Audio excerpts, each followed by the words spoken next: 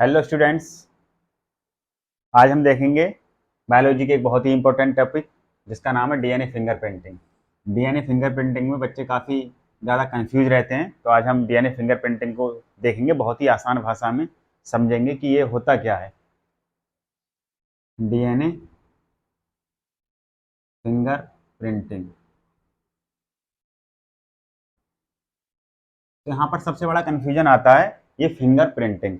सब लोगों को, बच्चों को, मोस्टली बच्चों को यही लगता है, जो ज़्यादा नहीं समझ पाते हैं तो उन्हें ये लगता है कि हाथों की जो है, हाथों पे क्या लगाया डीएनए और फिर उसका क्या करा लिया प्रिंट, तो इसे क्या समझते हैं वो डीएनए फिंगरप्रिंटिंग। लेकिन ऐसा नहीं है। इसमें ऐसा होता है कि हम कहीं से पहले सैंपल कलेक्ट करते हैं। सैंपल कहाँ से कलेक्ट करेंगे? हमें पूरे बॉडी पार्ट से कहीं से भी सैंपल मिल सकता है। कुछ भी हो हमारी बॉडी का, वो सब का सब क्या है? सैंपल है। वहाँ से हम डीएनए एक्सट्रैक्ट कर सकते हैं। मान लो हमारा कोई बाल है, हेयर है, वहाँ से हमने डीएनए निकाला। अब डीएनए, ये क्या सबसे पहला स्टेप हमारा क्या रहता है डीएनए फिंगरप्रिंटिंग में? Collection of sample.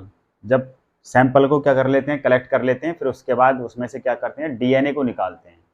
Extraction of DNA, जैसे कि यहाँ पर हम देखें, ये 6 स्टेप में होती है डीएनए फिंगरप्रिंटिंग। तो पहले इसका हम ये देख लेते हैं कि होती क्यों है, फिर इसके बाद इनके स्टेप देखेंगे एक एक करके।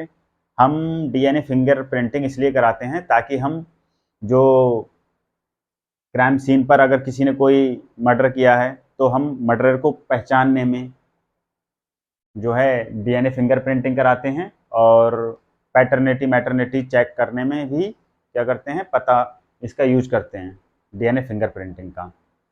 इसमें ऐसा करते हैं, जैसे कोई क्राइम सीन है, वहाँ से हमें कोई सैंपल मिला, कोई हेयर मिल गया, हमने हेयर उठा लिया, वहाँ से डीएनए कलेक्ट कर लिया, और हमें किसी किसी पर, किन्हीं 2-4 बंदों पर क्या है, डाउट है। जिन जिन बंदों पे डाउट है उन्हें बुलाया गया, उनसे फिर सैंपल लिया। सैंपल उनसे भी हम कहीं से भी ले सकते हैं। मान लो हमें यहाँ से बाल मिला क्राइम सीन से, और जो जिन 2 बंदों पे डाउट है उनका हम कहीं से भी सैंपल ले सकते हैं। उनका ब्लड सैंपल ले सकते हैं, या फिर उनके नेल्स ले सकते हैं, कुछ भी ले सकते हैं।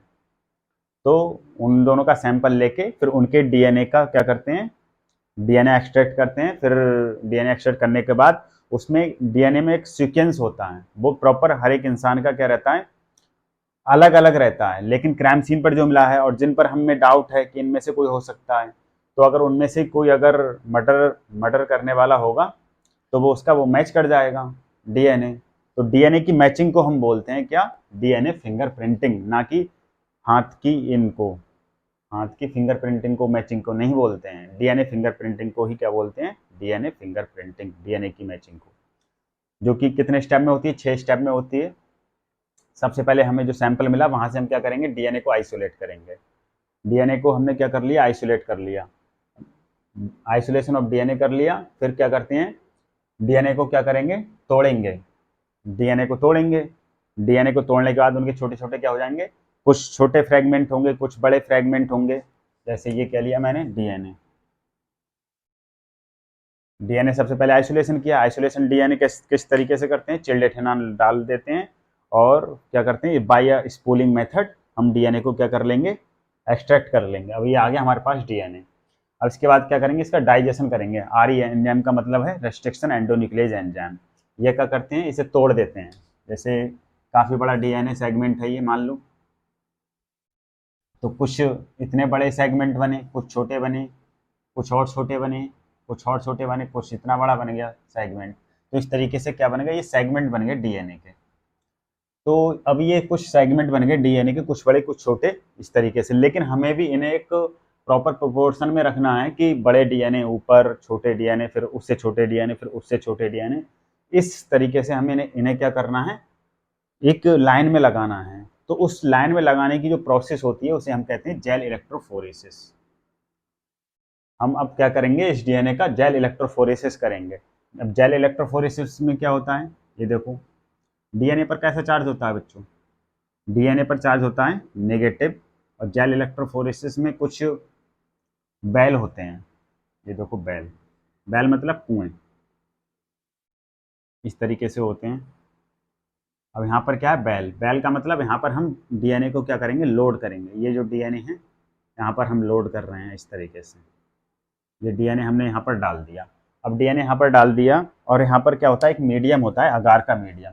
और अगार किस तरीके से होता है, अगार के अंदर छोटे छोटे छेद जैसे होते हैं, छोटे छोटे छेद जैसे होंगे उसमें, जैसे कि हम किसी स्पंज तरीके से आप समझ सकते हैं, जैसे स्पंज में होल नहीं होते हैं छोटे छोटे, इसी तरीके से उसमें से छेद होते हैं। तो डीएनए उनमें से होते हुए भी, जैसे यहाँ पर क्या है पॉजिटिव चार्ज है और यहाँ क्या है नेगेटिव चार्ज है, और डीएनए हमने यहाँ पे डाला, डीएनए हमने यहाँ पर डाला, यहाँ पर क्या है ये पॉजिटिव चार्ज और यहाँ क्या है नेगेटिव चार्ज। और डीएनए पर कैसा होता है, डीएनए का कैसा होता है नेगेटिवली चार्ज, डीएनए कैसा होता है नेगेटिवली चार्ज होता है। तो ये नेगेटिवली चार्ज डीएनए किस तरफ जाएगा, पॉजिटिवली चार्ज डीएनए की तरफ जाएगा। अब बच्चों मुझे यहाँ पर आप सोच समझ के बताओ, जो छोटा सा डीएनए होगा, छोटा सेगमेंट होगा जो डीएनए का, वही तो ज़्यादा दूर जा सकता है ना, क्योंकि इसमें क्या है पोर्स हैं। अब वो पोर्स से होते हुए बड़ा डीएनए वाला सेगमेंट ज़्यादा दूर जाएगा या फिर छोटा डीएनए वाला जिसका छोटा सेगमेंट है। तो छोटा सेगमेंट वाला डीएनए जो है वो कहाँ आ जाता है, काफ़ी नीचे आ जाता है, और जो बड़े सेगमेंट वाले होते हैं वो ऊपर रह जाते हैं। जैसे यहाँ पर ये आ गए छोटे सेगमेंट वाले डीएनए। छोटे सेगमेंट से मतलब ये रहता है कि कम मॉलिक्यूलर वेट वाले, जिसका कम मॉलिक्यूलर वेट होगा इसका मतलब वो छोटा सेगमेंट है डीएनए का, तो वो कहाँ आ जाते हैं, नीचे आ जाते हैं काफ़ी। ये देखो नीचे आ गए छोटे सेगमेंट।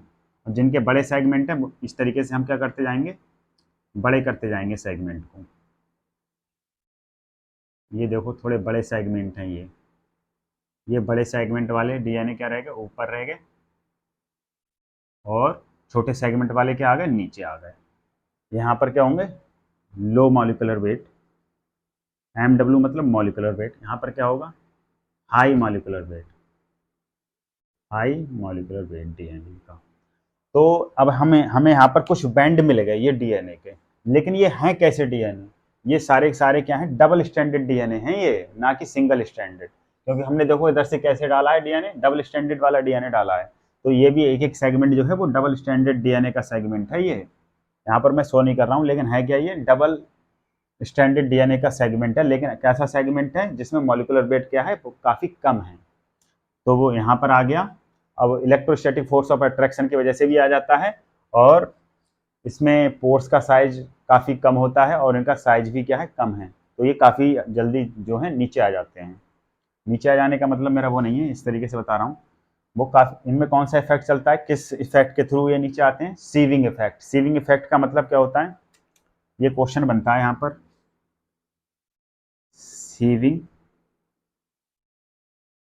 सीविंग इफेक्ट होता है, सीविंग इफेक्ट। बच्चों आप स्पेलिंग पे नहीं जाइएगा, मैं आपको जो समझा रहा हूँ बस उस पर जाइएगा। एक सीविंग इफेक्ट होता है, सीविंग इफेक्ट का मतलब छलनी इफेक्ट। जैसे कि हम चाय नहीं छानते हैं, चाय छानने वाली जो छलनी होती है उसमें जो है चाय तो नीचे, जो टी होती है वो नीचे निकल आती है, लेकिन कुछ प्रोपोर्शन उसका ऊपर रह जाता है। तो इसी तरीके से क्या होता है, हाई मॉलिक्यूलर वेट वाला ऊपर रह जाता है और जो कुछ छन के नीचे आ जाती है, तो उन्हें क्या कहते हैं, सीविंग इफेक्ट। सीविंग इफेक्ट बोलते हैं, छलनी वाला इफेक्ट एक तरीके से। तो डीएनए क्या हो गया, नीचे आ गया। अब हम क्या करेंगे, यहाँ से इस डीएनए को क्या करेंगे, उठा लेंगे एक तरीके से। अब हमने यहाँ से इस डीएनए को उठाया, और एक नाइट्रोसेलुलोज की क्या होती है, फिल्म होती है। किसकी होती है, नाइट्रोसेलुलोज की फिल्म, नाइट्रोसेलुलोज फिल्म। एक नाइट्रोसेलुलोज की ये फिल्म ले ली, देखो बच्चों मैंने, स्टूडेंट्स जरा ध्यान से देखिएगा, ये एक मैंने नाइट्रोसेलुलोज की क्या ले ली, फिल्म। ये नाइट्रोसेलुलोज की फिल्म है जिस पर मैंने क्या किया है। अब देखो बच्चों यहाँ पर सबसे पहले ये क्या था, डबल स्टैंडर्ड डीएनए था, तो सबसे पहले अब हमें इसे क्या करना होगा, सिंगल स्टैंडर्ड डीएनए में कन्वर्ट करना होगा। अगर हम इसे सिंगल स्टैंडर्ड डीएनए में कन्वर्ट करना है तो इसका मतलब क्या है, हम इसे सिर्फ दो तरीके से सिंगल स्टैंडर्ड डीएनए में कन्वर्ट कर सकते हैं। एक कौन सा तरीका होता है, इसे हम एल्कलाइन मीडियम में डाल दें, एल्कलाइन मीडियम दे दें, या फिर हाई टेम्परेचर दे दें, हाई टेम्परेचर। जब हम डीएनए को अल्कलाइन मीडियम दे देते हैं या फिर हाई टेम्परेचर दे देते हैं, तो उसकी वजह से डीएनए क्या हो जाता है, सिंगल स्टैंडर्ड में कन्वर्ट हो जाता है, SSDNA, सिंगल स्ट्रैंडेड, ये सिंगल स्ट्रैंडेड डीएनए में क्या हो गया, कन्वर्ट हो गया। अब हमने ये जो सिंगल स्ट्रैंडेड डीएनए जो बना है वो हमने यहाँ से उठाया और कहाँ रख दिया, नाइट्रोसेलुलोज की शीट पर रख दिया। ये देखो नाइट्रोसेलुलोज की शीट पर क्या आ गया, सिंगल स्ट्रैंडेड वाला डीएनए है। ये क्या है, सिंगल स्ट्रैंडेड वाला क्या है, डीएनए है। ये वाला सिंगल स्ट्रैंडेड है और ये क्या है, डबल स्ट्रैंडेड वाला था। हमने इसे पहले सिंगल स्ट्रैंडेड में कन्वर्ट किया, फिर ये यहाँ से उठाया और नाइट्रोसेलुलोज की शीट पे ले लिया। अब कुछ प्रोब होते हैं, ये क्या है, ब्लॉटिंग। ब्लॉटिंग का मतलब यही है, पहले हम क्या करते हैं, डीएनए को सेपरेट करते हैं फिर इसे सिंगल स्ट्रैंडेड करते हैं। अब क्या करेंगे, इस पे नाइट्रोसेलुलोज की जो शीट हमने ली है उस पर हम क्या डालेंगे, प्रोब डालेंगे। डीएनए के प्रोब होते हैं। हाइब्रिडाइजेशन का मतलब होता है हाइब्रिड बनाना, मतलब एक हम अपनी तरफ से ऑलरेडी बने हुए होते हैं प्रोब डीएनए के, ठीक है। वो प्रोब, और वो कैसे होते हैं प्रोब, रेडियो एक्टिव प्रोब होते हैं। हमने एक क्या किया यहाँ पर, ये अपनी तरफ से क्या डाल दिया, एक डीएनए प्रोब। ये देखो डीएनए प्रोब। अब कुछ में ये क्या हो जाएगा, लग जाएगा और कुछ में ये नहीं लगेगा, क्योंकि डीएनए प्रोब जो है अलग अलग सीक्वेंस के ही होते हैं। तो जो इनके कंप्लीमेंट्री सीक्वेंस होगा उन पे जाके क्या हो जाएगा, डीएनए प्रोब एडजस्ट हो जाएगा। ये देखो डीएनए प्रोब क्या हो गया, लग गया। ये डीएनए प्रोब लग गया यहाँ पर, मान लो मैंने सभी पे लगा दिया, देखो डीएनए प्रोब क्या लग गया, सभी पे लग गया। इसका मतलब क्या है, ये डीएनए प्रोब जो है इस बेस पर के कंप्लीमेंट्री ही तो था, तभी तो ये एडजस्ट हो गया एक दूसरे के ऊपर। और ये कैसा होता है, रेडियो एक्टिव होता है प्रोब। प्रोब कैसा होता है,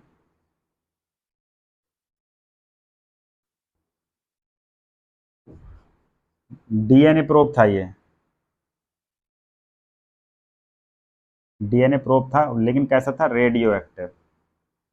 रेडियो एक्टिव। अब ये रेडियो एक्टिव है, इसका मतलब क्या हुआ, अगर हम इस पर एक्सरे डालेंगे, अब हम इस पर क्या डालते हैं, एक्सरे डालते हैं, तो हमें कुछ जो है बीएनटीआर दिखते हैं। इस पे क्या दिखते हैं, VNTR, variable number of tandem repeats.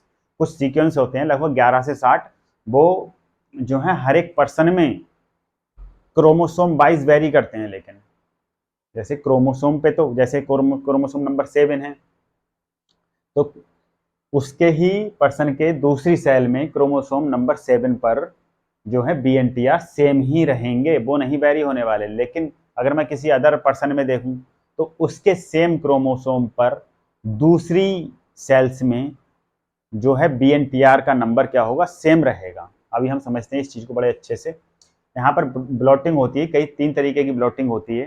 एक होती है साउथर्न ब्लॉटिंग, और एक होती है नॉर्दर्न ब्लॉटिंग, और एक होती है वेस्टर्न ब्लॉटिंग। तो जो हम डीएनए के लिए करते हैं तो वो होती है साउथर्न ब्लॉटिंग। तो यहाँ पर हम डीएनए की बात कर रहे हैं, तो ये हम क्या कर रहे हैं यहाँ पर, साउथर्न ब्लॉटिंग। साउथर्न ब्लॉटिंग की है हमने यहाँ पर, ये इस वाले स्टेप में क्या किया है, साउथर्न ब्लॉटिंग। साउथर्न ब्लॉटिंग का मतलब यही है कि हमने जो सिंगल स्ट्रैंडेड डीएनए है वहां से डीएनए को उठाकर इस नाइट्रोसेलुलोज की फिल्म पर रख दिया, बस ये है ब्लॉटिंग। और हम क्या करते हैं, ब्लॉटिंग 3 तरीके की थी, बताई थी मैंने, डीएनए की ब्लॉटिंग, आरएनए की ब्लॉटिंग और प्रोटीन की भी ब्लॉटिंग हो सकती है। डीएनए की ब्लॉटिंग को बोलते हैं साउथर्न, आरएनए की ब्लॉटिंग को बोलते हैं नॉर्थर्न, और प्रोटीन की ब्लॉटिंग को क्या बोलते हैं, वेस्टर्न ब्लॉटिंग। इसका मतलब हमें यहाँ से ये चीज़ पता चल गया कि प्रोब भी ओनली डीएनए का भी नहीं हो सकता, प्रोब किसी का भी हो सकता है। आरएनए का भी प्रोब हो सकता है, प्रोटीन का भी प्रोब हो सकता है, और प्रोटीन का भी हम प्रोब बना सकते हैं। ये तो हमारे हाथ में है ना। लेकिन कई बच्चे अपने दिमाग में रखते हैं कि प्रोब ओनली क्या हो सकता है, डीएनए का। नहीं, गलत बात है। प्रोब किसका, किसी का भी प्रोब हो सकता है, वो हम अपने हिसाब से बनाते हैं। और ये कैसे रहता है, रेडियो एक्टिव प्रोब है ये, ताकि अगर हम इस पर क्या डालें, एक्सरे डालें, तब हमें एक्सरे डालने पर अब हमें क्या दिखेगा, बीएनटीआर्स दिखेंगे। अब हम बीएनटीआर्स का मतलब हमें कुछ नंबर दिखेंगे, जिसके बेस पर के नंबर दिखेंगे, हमें वो क्या करना होता है, क्रोमोसोम वाइज काउंट करना होता है। अब हमें क्या मिल गया, एक, अब ये क्या था, हमें क्राइम सीन से मिला था ये वाला सैंपल जो है आइसोलेशन ऑफ डीएनए, ये हमें कहाँ से मिला था, क्राइम सीन से ये वाला हमें मिल गया। ये सैंपल कहाँ से मिल गया, क्राइम सीन से मिल गया।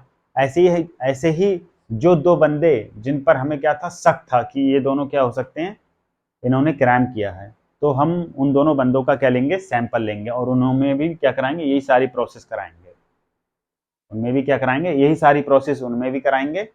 अब उनमें कराने के बाद फिर उनमें भी एक ऐसा सीक्वेंस ही निकल के आएगा, इस तरीके का नाइट्रोसेलुलोज की फिल्म के ऊपर एक इस तरीके का पैटर्न बन के आएगा।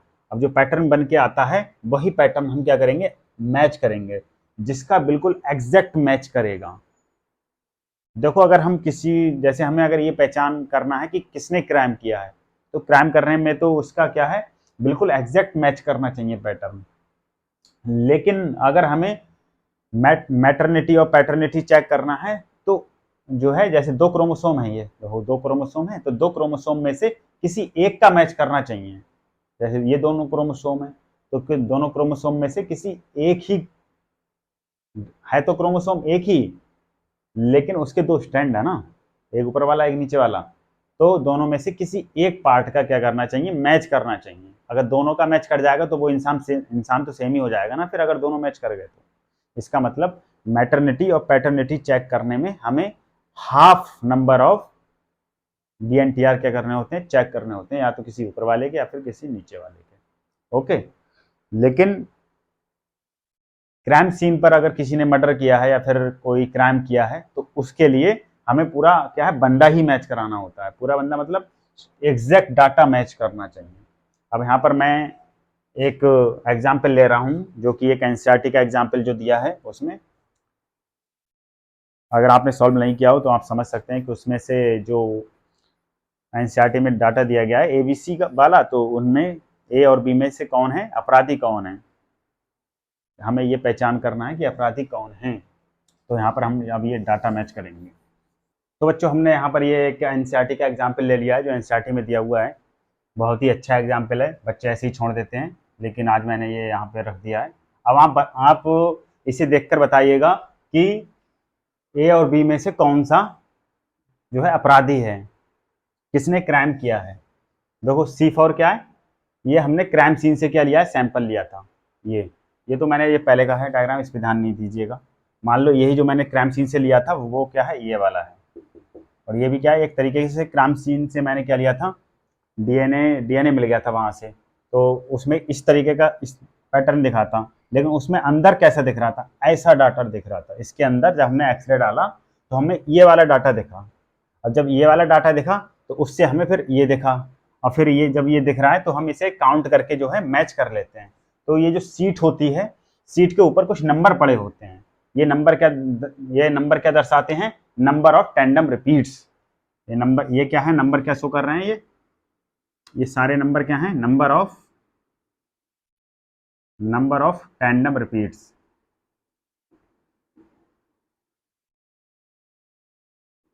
ये क्या है, नंबर ऑफ टैंडम रिपीट्स। तो नंबर ऑफ टैंडम रिपीट्स का हम मतलब समझ लेते हैं। हमारे बॉडी के अंदर जो भी क्रोमोसोम हैं, उनमें कुछ, हमारे जो बॉडी में क्रोमोसोम है उनके अंदर कुछ जो है सीक्वेंस पाए जाते हैं, जो कि एक पर्टिकुलर दूरी के बाद जो है दोबारा से अपने आप को रिपीट करते हैं। लगभग ये 11 से 60 सीक्वेंस होते हैं, ये कुछ समय बाद अपने आप को क्या करते हैं, रिपीट करते हैं। हर एक क्रोमोसोम में ऐसा होता है, लेकिन हमें ये पता नहीं है कि कितनी दूरी पर जाकर ये अपने आप को रिपीट करेंगे, ठीक है, लेकिन करते जरूर है रिपीट। तो इनकी संख्या होती है लगभग 11 से 60 होती है, variable number of tandem repeats की। तो ये देखो, जब हमने ये किया पूरा, हम यहाँ पर आ गए, हाइब्रिडाइजेशन भी कर दिया, ऑटो रेडियोग्राफी करने के बाद हमें ये दिख गया पूरा सिस्टम। जब हमने इस पर एक्सरे डाली तब हमें ये दिखा, ये क्या है, एक तरीके से हमें दिखते हैं ये, तो हम इन्हें काउंट कर लेते हैं। देखो अब ये क्रोमोसोम नंबर 7 है, तो ये क्राइम सीन से हमें जो सैंपल मिला था, ठीक है, इसका मैच किससे करेंगे, A और B, ये दो पर्सन हैं, इनके साथ मैच करेंगे। तो ये नंबर ऑफ टैंडम रिपीट के हिसाब से यहाँ पर ये जो है क्रोमोसोम का सीक्वेंस लगा हुआ है। मान लो अगर किसी में 5 हैं टैंडम रिपीट्स, जो है हमें कहीं से पता चले कि 5 हैं, तो 5 वाला जो DNA है वो यहाँ पर जाके रुकेगा। 5 वाला DNA का जो सेगमेंट है, ये तो आधा आधा सेगमेंट है, यहाँ पर आके ये क्या हुआ, ये पेयर कर गया है। लेकिन यहाँ पर क्या है, हम ये काउंट कर लेते हैं, काउंट करने के बाद एक डाटा इस तरीके से बन जाता है। तो 5 वाला क्या रखेगा, यहाँ पर ठीक है। 5 वाला डीएनए का जो सीक्वेंस है वो यहाँ रुकेगा, 7 वाला यहाँ रुकेगा, तो हम यहाँ से जो है मैच कर लेते हैं और फिर बता देते हैं। अब हम देखो मैच करके किस तरीके से मैच करेंगे। देखो अब यहाँ पर जब हम इसे काउंट करेंगे तो ये कितने हैं, 11 हैं। शॉर्ट टैंडम रिपीट हमने इसलिए बोला क्योंकि ये कम है नंबर में, अगर ये ज़्यादा होते तो हम इन्हें बोल देते हैं लॉन्ग टैंडम रिपीट्स। तो यहाँ पर ये हम अगर हम काउंट कर रहे हैं तो कितने आ रहे हैं, 1 2 3 4 5 6 7 8 9 10 11। देखो एक क्रोमोसोम है जो कि एक हमें मदर से मिलता है और एक फादर से मिलता है। ये देखो क्रोमोसोम 7 जो है उसमें एक जो है मदर से आया है और एक फादर से आया। ऐसी क्रोमोसोम नंबर 2 एक मदर से आया एक फादर से आया। ऐसी क्रोमोसोम नंबर 16 एक मदर से आया एक फादर से आया। तो उसमें जो है पहले वाले में कितने आ रहे हैं, 11 टैंडम रिपीट्स, और दूसरे वाले क्रोमोसोम में कितने आ रहे हैं, 9। तो जो 11 वाला है वो 11 वाले पे जाके रुक जाएगा। देखो रुक गया, क्योंकि पहले तो हमें क्राइम सीन वाले के लिए बनाना है ना पूरा ये पैटर्न। जो 11 वाला जो था वो कहाँ आके रुक गया, 11 वाले पे आके रुक गया। और जो जिसके अंदर 9 थे वो 9 वाले पे जाके रुक गया। ये देखो 9 टैंडम रिपीट्स पे जाके यहाँ पर रुक गया। ये क्रोमोसोम नंबर क्या है, 7 है। ये क्रोमोसोम नंबर 7 का डाटा है इतना सा।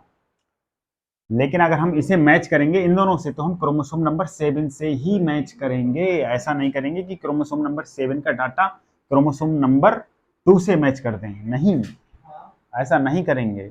आ रही बात समझ में। एक पर्टिकुलर क्रोमोसोम का टैंडम रिपीट्स हम दूसरे बंदे के उसी नंबर ऑफ क्रोमोसोम के टैंडम रिपीट्स से मैच करेंगे। अगर टैंडम रिपीट्स मैच कर जाते हैं, अगर टैंडम रिपीट्स क्या कर जाते हैं, मैच कर जाते हैं, तो इसका मतलब क्या है, क्राइम उसी बंदे ने किया है जिससे वो मैच कर रहे हैं। आ रही बात समझ में। एग्जैक्ट डाटा मैच करना चाहिए क्राइम का पता लगाने की कि किसने क्राइम किया है, तो उसके लिए एग्जैक्ट डाटा जो है मैच करना चाहिए।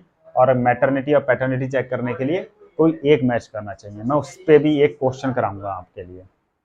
अब इसमें क्या है, क्रोमोसोम नंबर 2 में एक में 8 है, तो देखो ये यहाँ पे आकर रुक गया। एक में कितने 7, तो यहाँ पर ये आकर रुक गया। अब क्रोमोसोम नंबर 16 में कितने हैं, एक में 5 हैं और एक में कितना है 2, तो 5 वाला कहाँ जाके रुका, 5 पे, और एक जिसमें 2 है वो 2 पे जाके रुक गया। ओके, तो अब हम क्या करेंगे, अब इसका डाटा बिल्कुल इससे मैच करेंगे इन दोनों से कि कौन किसने क्राइम किया है। तो 11 वाले का जो है देखो, जिसमें 11 है तो 11 से आके मैच कर रहा है बिल्कुल। 9 वाला 9 से आके मैच कर रहा है। लेकिन यहाँ पर जो 8 वाला है वो ए वाले से भी मैच कर रहा है और बी वाले से भी मैच कर रहा है।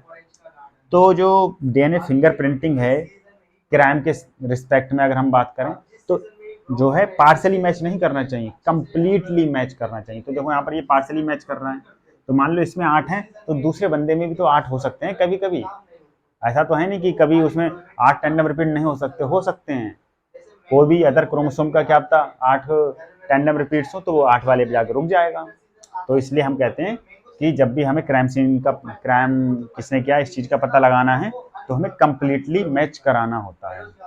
तो देखो यहाँ पर ये पार्सली मैच कर रहा है, लेकिन हमें क्या चाहिए, कंप्लीटली मैच। तो देखो कंप्लीटली इससे भी मैच कर रहा है, 7 नंबर का 7 नंबर से मैच कर रहा है, लेकिन ये नहीं कर रहा है, देखो बीच में है ये। 5 वाला 5 से भी मैच कर रहा है, लेकिन ये देखो इसका नहीं कर रहा है। 5 वाला इससे भी कर रहा है, लेकिन उसके बाकी अदर नहीं कर रहे हैं मैच।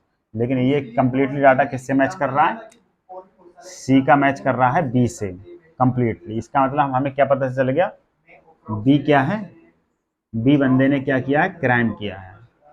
बी क्या है, एक अपराधी है। ये क्या है, बी बंदा अपराधी है।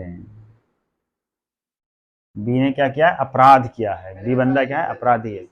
तो इस तरीके से हम क्या कर लेते हैं, मैच कर लेते हैं। अब हम जरा एक क्वेश्चन और कर लेते हैं कि हम किस तरीके से पता करेंगे, मैटरनिटी या पैटर्निटी से रिलेटेड क्वेश्चन बन जाता है, तो हम उस पर भी बेस्ड एक क्वेश्चन कर लेते हैं।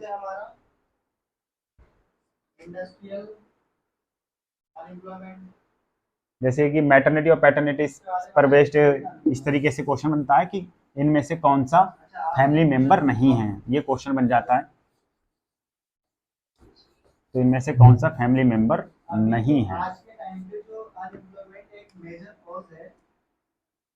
तो यहाँ पर मैं कुछ फैमिली मेंबर लिख रहा हूँ, आपको बताना है इनमें से कौन सा फैमिली मेंबर नहीं है।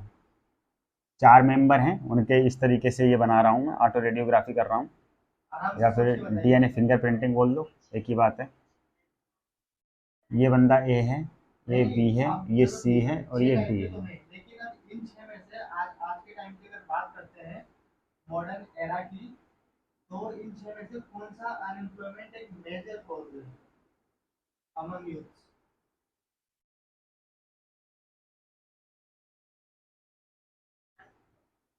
हाँ,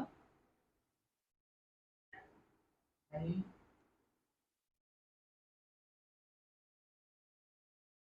आपको बताना है इनमें से कौन सा जो है वो फैमिली मेंबर नहीं है। नहीं, अभी नहीं है। आज के टाइम पे जो है वो एजुकेटेड वाला सबसे ज्यादा है। नहीं, एम्प्लॉयमेंट एजुकेटेड में भी अब ज्यादा बताओ है, बच्चों, लेकिन अगर वो सही वे में ना ए हो बी ना, सी में, ए बी सी डी में इनमें से कौन सा फैमिली मेंबर नहीं है? ये मैंने 4 फैमिली मेंबर का जो है डीएनए फिंगरप्रिंट किया है, तो आपको बताना है कि इनमें से कौन सा फैमिली मेंबर नहीं है, ये आपको बताना है।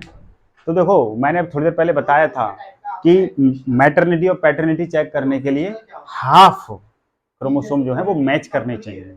कोई सा भी एक मैच कर जाएगा तो वो उसका फैमिली का मेंबर हो जाएगा, और जो मैच नहीं कर रहा है तो इसका मतलब वो फैमिली का मेंबर नहीं है। अब देखो ए है, ए है, ए का देखो ये किसी के साथ मैच नहीं कर रहा है, लेकिन ये वाला मैच कर रहा है बी के साथ। इसका मतलब बी क्या है, ए और बी क्या है, फैमिली मेंबर हो गए। अब देखो सी मैच कर रहा है क्या किसी से? सी का देखो इस किसी ना ए से मैच कर रहा है ना बी से मैच कर रहा है, दोनों दोनों में से किसी क्रोमोसोम का नहीं कर रहा है। लेकिन अब डी का देखते हैं, डी का देखो ये वाला क्रोमोसोम इससे मैच कर रहा है बी वाले से। इसका मतलब क्या है, डी क्या है, हमारा फैमिली मेंबर है, बी भी है और ए भी है। लेकिन कौन नहीं है फैमिली मेंबर? सी। सो सी क्या है हमारा, इसका आंसर है सी, फैमिली मेंबर नहीं है। क्वेश्चन ये था कि कौन सा फैमिली मेंबर नहीं है, तो इसमें हमारा सी फैमिली मेंबर नहीं है। तो ये डीएनए फिंगरप्रिंटिंग पर बेस्ड 2 क्वेश्चन हो गए। एक जो एनसीईआरटी वाला था वो मैंने आपको बता दिया, और एक ये मैटरनिटी और पैटर्निटी चेक करने के लिए, ये भी आपको पता चल गया होगा। इसका आंसर क्या है, सी, सी फैमिली मेंबर नहीं है। आई होप आपको डीएनए फिंगरप्रिंटिंग काफ़ी अच्छे से समझ आ गया होगा। Thanks for watching video.